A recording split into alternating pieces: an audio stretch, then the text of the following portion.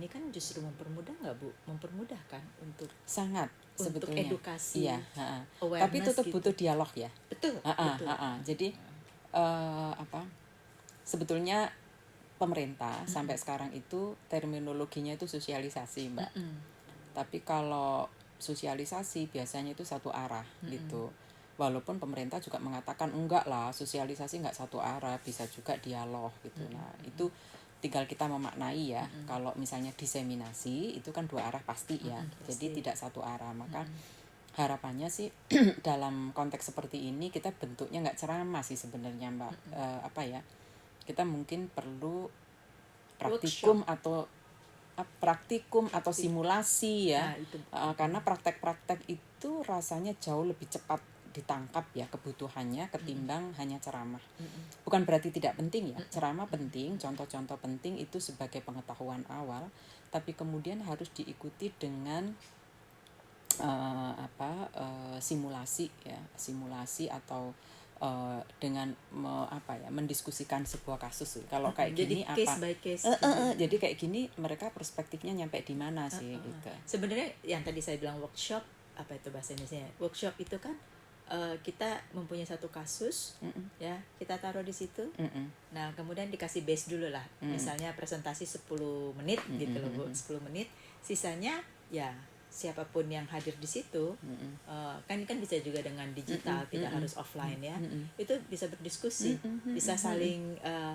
Kalau saya bilang biasanya sharing gitu loh Bu, karena sharing itu sangat penting ya untuk masalah apapun. Jadi kita duduk di sini misalnya berdua, bertiga, berempat, ya kan? Ada kemungkinan ada sesuatu yang saya tidak tahu. Padahal orang menganggap saya serba tahu, gitu. Tapi ada satu titik poin yang ternyata ibu ini ternyata mengalami itu. Jadi sharing itu lebih ke pengalaman. Nah, dengan pengalaman tersebut orang lebih percaya untuk ngobrol selanjutnya. Nah, itu kan bisa kita bangun nanti. Jadi bagaimana kita memanfaatkan sih sebenarnya dengan digital ini, sekaligus memberitahu bahwa ini loh, kekerasan seksual tidak hanya konvensional, ternyata kekerasan seksual juga melalui digital tuh super duper banyak Bu dibandingkan yang konvensional saat ini. Ya kan, itu satu. Karena apapun bisa dilihat, apapun bisa kita kulit apapun di belahan dunia manapun bisa kita ini loh Bu di digital. Dan mbaknya yang nggak nyadarin. Iya, nah itu bagaimana kita menyadarkan itu Bu, walaupun kita sudah ada RUU nih, udah ada nantinya undang-undang, insya Allah. Amin. Ya kan, amin. Ya udah insya Allah aja tuh. Nah itu bahwa apapun yang kita lihat di sini kita bisa membedakan bahwa ini adalah kekerasan, yang ini tidak, dan kita juga saling sharing. Oh kalau udah begitu tuh udah masuk ini loh, hati-hati gitu. Nah bagaimana kita memanfaatkan itu? Saya malah saya ingin memberi mention yang disampaikan Mbak Lucy ya. Kalaupun kita diseminasi atau sosialisasi atau apapun ya, awalnya itu harus mendengarkan dari mereka loh. Kebutuhan mereka apa? Kita dengerin dulu mereka. Jadi kita sebagai orang yang lebih senior ya, secara usia lah paling tidak. Kalau itu anak-anak muda gitu ya, di bawah kita, minimal kita dengerin dulu. Jangan kita menganggap kita paling tahu kan. Jadi kebutuhan mereka apa gitu. Dari situ kita tahu, oh di sini persoalannya. Jangan salah loh, anak-anak muda kita sekarang bacaannya jauh lebih heboh daripada kita. Jadi kita jangan sok berargumentasi teoritis normatif gitu ya. Tapi lesson learn dari pengalaman mereka itu harus didengarkan, karena basis dari itulah kemudian kita bisa identifikasi yang mereka hadapi itu apa, dan apa sih kebutuhan dari mereka yang bisa kita kasih supportnya. Karena tidak semua juga kita yang bisa melakukan, dan nanti stakeholder mana saja yang bisa memberikan dukungan gitu. Nah kalau ini dikaitkan dengan korban kekerasan seksual, misalnya di RUU ini, saya meyakini bahwa kebutuhan korban saat ini itu sudah melesat jauh berbeda dengan kebutuhan cara-cara konvensional sebelumnya. Jadi saya mikir begini Mbak Lucy, kalau dulu korban itu mengeluh gitu ya, itu pertama butuh didekap. Saya sampai waktu ngasih pelatihan di tim dulu ya, pokoknya kalian punya telinga sebesar gajah deh, saya bilang gitu. Dengerin aja yang mereka omong, jangan disela, jangan digurui, apalagi dinasihati. Jangan sekali-sekali menasihati korban, abis nanti dia langsung nggak mau ngomong lagi tuh gitu. Dia nggak butuh nasihat. Betul. Jadi kasih telinga, kasih tempat yang nyaman. Kalau dia mau tidur aja ya tidur, biar aja tidur sampai selesai. Dia mau nangis ya biar aja nangis dulu. Saya sampai begitu. Nah, dengan kondisi sekarang yang bisa jadi korban tetap nggak mau ketemu sama pendamping ya, karena berbagai kondisi yang nggak normal ini loh, masih COVID ini gitu, tidak memungkinkan orang datang ke pendamping juga masih khawatir masih menerima kan kita situasinya masih up down ini, naik turun lah soal COVID ini. Lalu juga orang juga masih PPKM gitu ya, tidak semua aktivitas bisa keluar gitu. Menurut saya memang diperlukan satu pola baru ya untuk melakukan pendampingan yang setiap saat orang bisa mengeluhkan kondisinya, seberat dan seringan apapun. Nah itu yang terus terang jadi PR betul ini buat teman-teman, terutama saya ya. Saya gelisah di situ karena saya yakin ya, dengan teknologi yang sekarang ini kita punya, yang orang bilang itu 4.0, 5.0 atau 00 apalah namanya gitu ya. Saya yakin banyak yang bisa digunakan untuk hal yang positif gitu. Maksudnya untuk terutama untuk korban. Apa yang bisa kita lakukan untuk korban dengan teknologi ini gitu. Jangan sampai korban ini sedetik pun ditinggal sendirian gitu. Minimal ada yang menemani, bahwa kamu nggak sendirian, kamu bisa ngomong sama saya, kamu bisa cerita sama saya, tidak terkendala dengan kondisi macam-macam yang selama ini ada. Apa kebutuhanmu, apa keinginanmu, apa yang kamu keluhkan, apa yang kamu rasakan, gitu ya. Sesulit yang kamu punya, semudah yang kamu miliki, itu disampaikan. Dan itu kan orang tidak tiba-tiba bisa begitu kalau dia tidak percaya ya, tidak punya tidak ada alat yang bisa membantu. Pertama kepercayaan. Betul. Orang nggak mungkin kalau dulu datang ke kiai, ke orang tua, ke ini, itu kan harus dibangun. Menuju kepercayaan itu satu hal yang harus kita bangun, soal perspektif dan pengetahuan bahwa kamu nggak sendiri. Nah yang kedua, kemudahan itu harus diikutin, nggak cuma berhenti didengerin aja. Untuk apa? Jangan sampai setelah mendengarkan itu kita tinggal. Lalu kita catat doang gitu untuk kebutuhan, untuk kebutuhan, angkanya kelihatan banyak gitu kan. Dosa banget itu dosanya lebih besar daripada nggak ngedengerin. Nah setelah denger ini mau diapain gitu, ini tanggung jawabnya lebih besar lagi. Setelah ini harus ada jalan keluarnya ini. Kalau selama ini dia kesulitan karena pelakunya di dalam rumah, ya itu apa? Kalau ini pelakunya guru bagaimana? Kalau pelakunya ustadz bagaimana? Kalau pelakunya tetangga, saudara bagaimana? Ini masing-masing punya karakteristik tantangannya, gitu. Dan pasti nggak bisa sendiri. Ini perlu kerja kolaboratif. Lagi-lagi saya hanya ingin mengatakan kerja kolaboratif yang konvensional menurut saya agak berbeda dengan cara digital. Nah itu yang saya mau terus memikirkan sebetulnya. Ini PR besar buat kita, bahwa di RUU ini yang kita harapkan nanti disahkan di rapat paripurnakan di bulan Januari, mudah-mudahan amin, dan diserahkan ke pemerintah gitu ya untuk segera dibahas. Dia bisa mengakomodasi itu, bukan hanya kemudahan korban melapor, tapi juga ada kepastian korban mendapatkan perlindungan. Kalau korban memilih proses hukum, ada yang mendampingi dan diperlakukan caranya dengan kepentingan dan perspektif korban, kebutuhan korban. Lalu setelah itu korban juga tidak ditinggal setelah proses hukum. Ini masih panjang perjalanannya. Ya, bagaimana hak-hak korban lainnya itu bisa dipenuhi. Yang juga penting adalah bagaimana RUU ini mengembalikan ekosistem. Ekosistem yang keseimbangan di masyarakat dan keluarga, bisa menerima korban, bisa tidak terluka, Jangan ada carok satu sama yang lain, jangan ada yang saling membunuh, jangan ada yang saling melukai antar desa gitu karena dendam. Ini kan harus dikembalikan ya. Lalu yang terakhir yang kadang-kadang perlu kita lihat ya Mbak, itu soal pelakunya lalu diapain kan? Ini kan tadi kita udah bicara korban nih. Betul. Korban dipulihkan, dipenuhi haknya, masyarakatnya dipulihkan juga gitu ya, ekosistemnya dibuat kondusif yang anti kekerasan gitu. Lalu pelakunya lalu diapain? Nah, menurut saya yang terpenting di dalam RUU ini tidak lagi hanya berpikir menindak pelaku dengan cara memenjarakan saja, tapi bagaimana mengembalikan dia sebagai orang yang juga bermartabat. Kamu itu awalnya nggak begitu loh, gitu. Direhab. Kamu harus direhab gitu. Jadi shelternya bukan untuk korban tapi pelaku. Jadi juga. Pelaku ini kan menurut saya harus dikembali, dan itu perintah agama loh Mbak.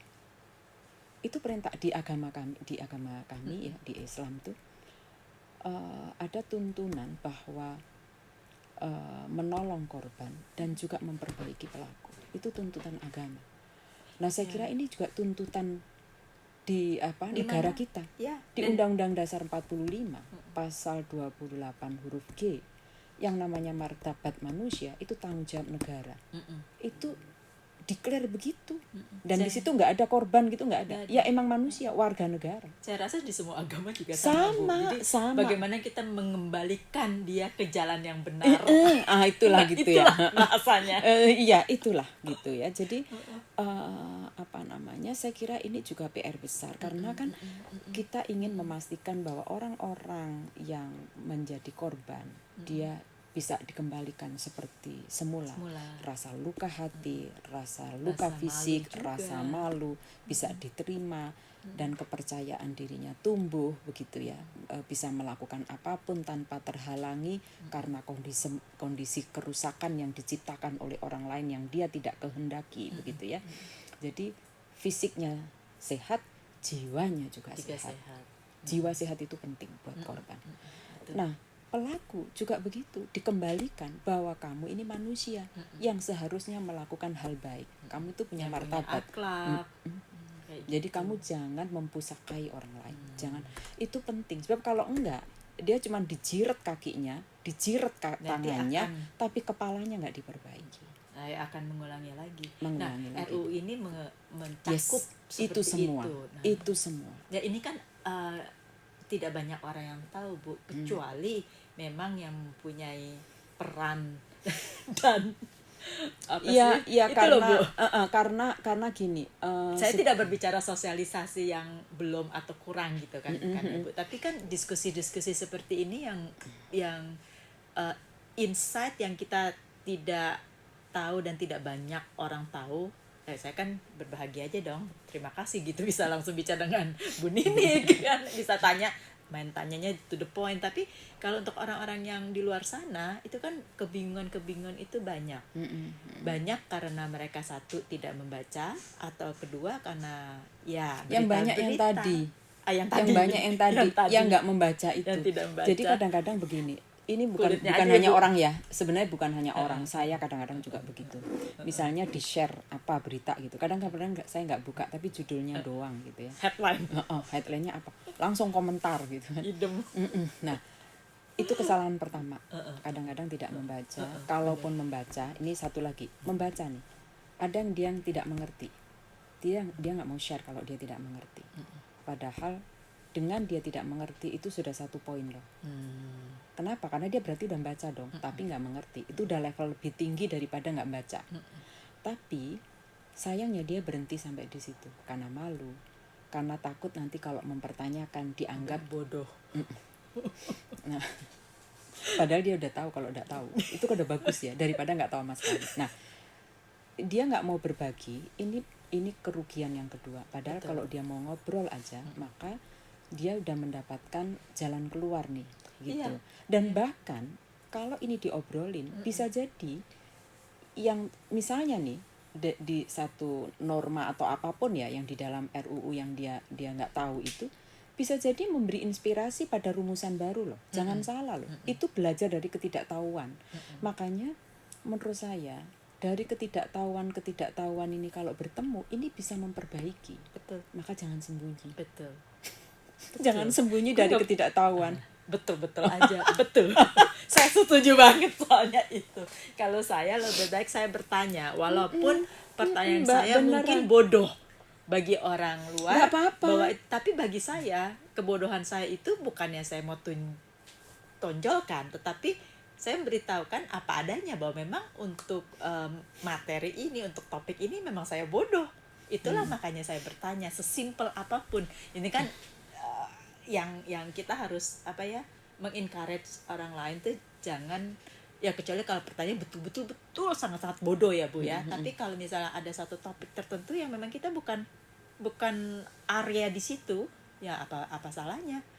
Dan gini Mbak, ini karena saya nggak mau bilang ini budaya ya, tapi kebiasaan aja lah ya. Kebiasaan kita itu kebiasaan memendam rasa itu loh Mbak. Malu bertanya. Nanti beda dong sama yang lain gitu. Yang lain nggak tanya terus kok. Gengsi gitu. Nah, barangkali itu mungkin saatnya kita bersama-sama mengubah ya, termasuk saya ya. Kita ubah saja gitu. Apapun sekecil apapun yang kita rasakan itu kita nggak ngerti, siapa tahu itu justru menginspirasi gitu. Karena kita juga nggak boleh terlampau yakin dengan apa yang kita tulis, apa yang kita pikirkan itu paling benar. Itu nggak boleh. Apalagi mengadjudge ya bahwa pikiran orang lain itu lebih buruk dan lainnya. Itu saya kira kita nggak boleh begitu. Karena kan dalam menyusun sebuah regulasi itu basis utamanya kan kebutuhan sebetulnya. Betul. Nah, kebutuhan inilah yang harus direplikasi menjadi sebuah rumusan norma berdasarkan pengalaman ini. Maka semua yang lain itu hanya bentuk intervensi yang ikut membantu, mendukung. Gitu. Tapi basis utamanya harus apa yang menjadi kebutuhan ini. Oleh karena itu nggak boleh intervensi ini yang lebih mendominasi. Katanya ini, kata iya, tapi kebutuhannya ini loh. Nah, menyatukan ini itu kan nggak gampang. Karena tadi kepentingannya, ada yang merasa ini penting, ada yang merasa ini nggak penting. Yang gini nggak usah deh gitu. Nah, menyamakan kepentingan ini yang perlu sabar. Maka konteks advokasi ini memang butuh kesabaran. Pertanyaan selanjutnya Bu, ini menjurus ke situ. Jadi sebenarnya backgroundnya apa antara mengganti RUU PKS menjadi TP? Oke. Gini. Ini apakah mungkin kita mengakomodasi yang tadi bahwa ini kebutuhan dengan ya semua input menjadi berubah, ya kan? Ya ini kan pandangan kita orang awam gitu. Memang soal tema atau judul ini diskusinya panjang, nggak bisa sehari sebenarnya. Karena jauh ya Bu, yang nggak tahu ya pengertian kita.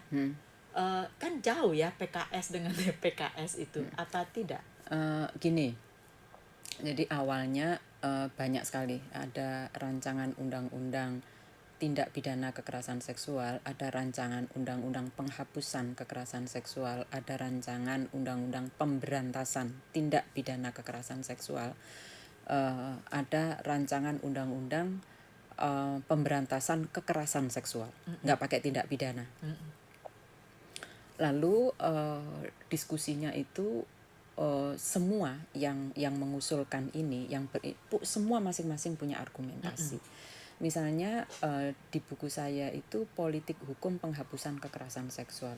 Itu terus terang saya diuji para profesor loh. Emang kekerasan seksual bisa dihapus? Itu pertanyaan utama. Nggak bisa, saya bilang. Saya harus mengatakan tidak bisa. Tapi sebagai nilai ideal itu harusnya bisa. Nilai ideal ya. Karena orang kan punya cita-cita hukum. Ius constituendum itu cita-cita hukum yang akan kita ciptakan. Secara politis itu harus bisa terpenuhi. Kalau kita membuat norma nggak punya cita-cita, buat apa? Kalau saya begitu. Itu yang saya pertahankan. Wah, itu mintanya seru diubah. Ya? Seru. Oh, itu saya diuji betul tuh. Waktu untung kuat. Jadi waktu diuji itu saya bilang bisa sebagai cita-cita, namanya cita hukum, ya kan? Akhirnya oke. Nah, kenapa nggak pakai terminologi pencegahan dan penanganan misalnya ya. Jadi itu memang RUU ini, undang-undang ini ngatur pencegahan dan penanganan. Atau misalnya kenapa RUU ini tidak ngomong RUU kejahatan seksual, kan banyak sekali. Nah itu masing-masing ada jawabnya.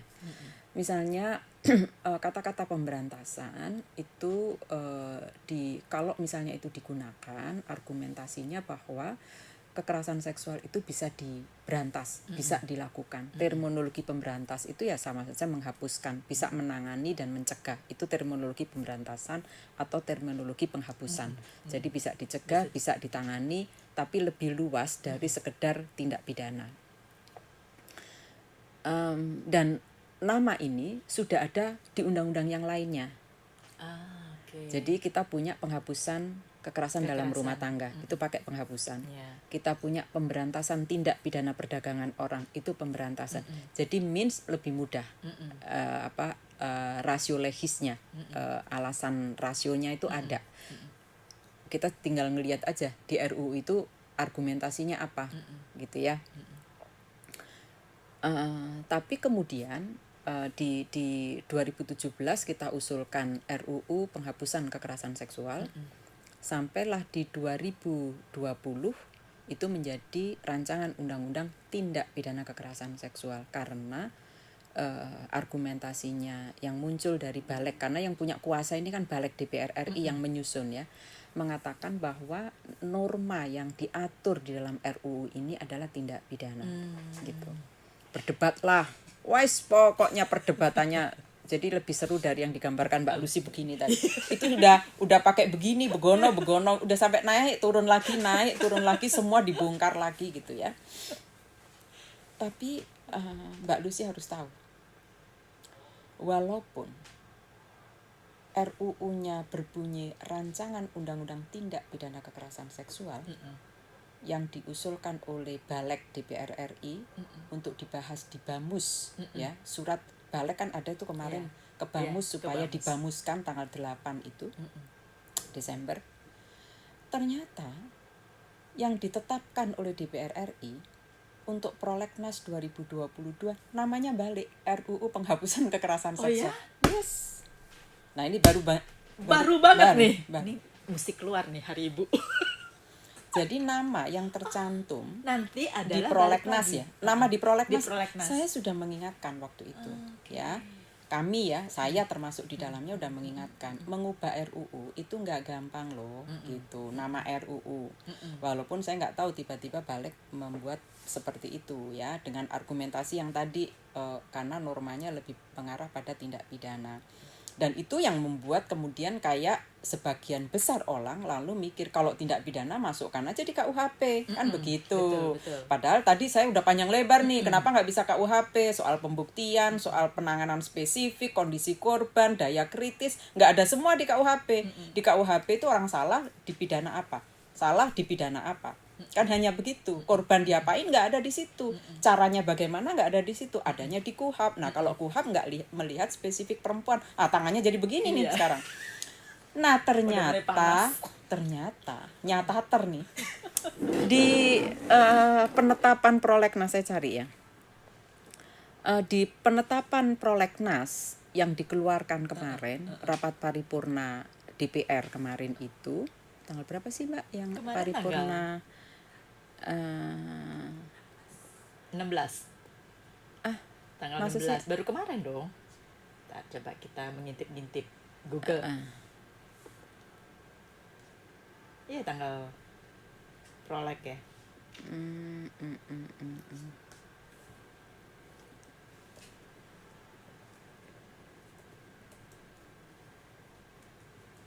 Nah, nih ketemu nih. SK Prolegnas 2022 ya Mbak, yang disahkan tanggal 6 Desember tentang penetapan Prolegnas 2022-2004, namanya RUU PKS. Jadi bisa dilihat nih, balik lagi tahun 2022 nih. Oh iya, balik lagi RUU PKS. Jadi nomor berapa nih Mbak Ini tanggal Ranca? 6 Desember. 6 Desember. kemarin ya, baru. Ini saya Baru saya banget. tanggal 7. Oh ya, ini Rancangan kemarin 16 itu undang-undang adalah makanan olahraga 40 RUU nih. kedokteran. Nah, nomor 14. Ya, nih sebentar. saya gedein. Rancangan undang-undang tentang penghapusan kekerasan seksual. Si? Ya, ini ada. Jadi balik lagi ya Mbak. Ya, balik Jadi, lagi. don't Jadi worry, be bukan happy. TPKS. Soalnya Nah, saya pikir jadi kenapa jadi judulnya tindak pidana. Don't worry, be happy. Be happy. Jadi maksud saya begini. Kembali ke laptop dong, Bu. Tapi begini, nanti ini akan bolak-balik lagi. Okay. Kan ini masih ada rapur ya. Nanti pasti RU ini yang akan diajukan ya di rapat paripurna karena udah ditetapkan judulnya seperti ini. Dan judul ini akan mempengaruhi lagi soal isi. Jadi bisa dibayangkan nanti ini satu keributan tersendiri, keribetan. Dan nanti ini kan setelah di musyawarah oleh badan musyawarah, oleh Bamus kemudian dibawa ke DPR ke rapat paripurna. Insya Allah katanya tanggal 8, 9, 13 entah yang benar yang mana nih. Ada yang bilang 8, ada yang bilang 9, ada yang bilang 13 gitu ya. Nah setelah 9 kalau nggak salah yang paling valid yang gitu paling ya. ini 9. Setelah rapat paripurna itu kemudian kan diserahkan ke pemerintah. Pemerintah mengeluarkan surpresnya dibahas. Yang lead siapa yang ditunjuk oleh Bapak Presiden kan gitu. Nah mudah-mudahan tidak terlampau lama dikembalikan lagi ke DPR untuk ditetapkan kan begitu. Nah soal judul tadi pasti akan ada perdebatan lagi nih apakah balik seperti ditetapkan yang di PKS atau TPKS. TPKS. Jadi mudah-mudahan nggak bingung aja masyarakat nih. Nah itu dia. Ya karena memang semula waktu diubah kita juga sudah mencoba mengingatkan ya kenapa diubah bla gitu ya. Tapi ya mereka juga punya argumentasi gitu ya. Dan masyarakat itu kan dalam konteks pembuatan legislasi, pembuatan aturan kita bisa memberikan masukan gitu ya. Dan DPR memang punya kewajiban juga untuk menjelaskan kepada masyarakat kenapa ini dirubah dan itu udah dijelasin gitu ya. Meskipun masih ada pro dan kontra ya, termasuk substansi yang sampai saat ini sebetulnya masih ada pro kontra seiring dengan dikeluarkannya Permendikbud 2021 ini. Yang juga menimbulkan kontroversi yang luar biasa ya. Keluarnya Permendikbud itu. Padahal nanti kalau RU ini disahkan ya semua harus tunduk pada RU ini. Makanya benar-benar RU ini kayak menjadi gantungan lah ya. Sebelum sebelum Permendikbud itu Permenak sudah ada sebetulnya untuk sekolah-sekolah keagamaan di bawah Kementerian Agama. Mereka udah punya aturannya juga pencegahan dan penanganan kekerasan seksual. Lalu ada Permenaker juga gitu. Nah, cuman memang penggunaan terminologi di Permendikbud ini berbeda dengan yang di Permenak dan di Permenaker pasti ya. sesuai dengan mereka punya pengalaman. Nah, mudah-mudahan nanti dengan adanya pengesahan RUU ini semua udah jadi ini harmonis. Jadi pegangannya mereka ya. Jadi payungnya. Jadi payungnya ya. Iya kemarin membaca loh kok kenapa jadi ini tindak pidana. Tapi sekarang balik lagi. Itu saya inget-inget banget pertama pokoknya mesti tanya Bu Nin nanti itu tuh kenapa TPKS Bu gitu kan. Jadi kan kalau tindak pidana loh memang yang kemarin kita khawatirkan kalau tindak pidana maka rumusan yang ada di dalamnya hanya terkait dengan tindak pidana gitu. Lalu dikemanakan yang tadi yang soal pemulihan korban, yang hukum acara spesifiknya gimana, lalu yang daya kritis relasi tadi di mana, semuanya kan jadi nggak ada. Yang 9 poin itu. Lalu itu masuk kemana gitu ya. Nah, ternyata isinya masih diakomodasi sebenarnya. Cuman judulnya tetap tindak pidana. Memang misalnya soal ada yang menginginkan jangan kekerasan seksual deh, tapi RUU kejahatan seksual. Jadi kekerasannya hilang, kejahatan seksual gitu. Nah, ini bukan salah atau benar ya, tapi penggunaan terminologi kejahatan itu bahkan sudah ditinggalkan oleh KUHP sekalipun. KUHP juga nggak pakai kejahatan tindak pidana, enggak. Karena kejahatan itu berbasis pada pembalasan nanti. Sementara kita kan sudah restoratif justice, mengembalikan. bukan merus, bukan punish, tapi mengembalikan orang untuk menjadi lebih baik. Makanya kan di lembaga pemasyarakatan gitu. Bukan tahanan.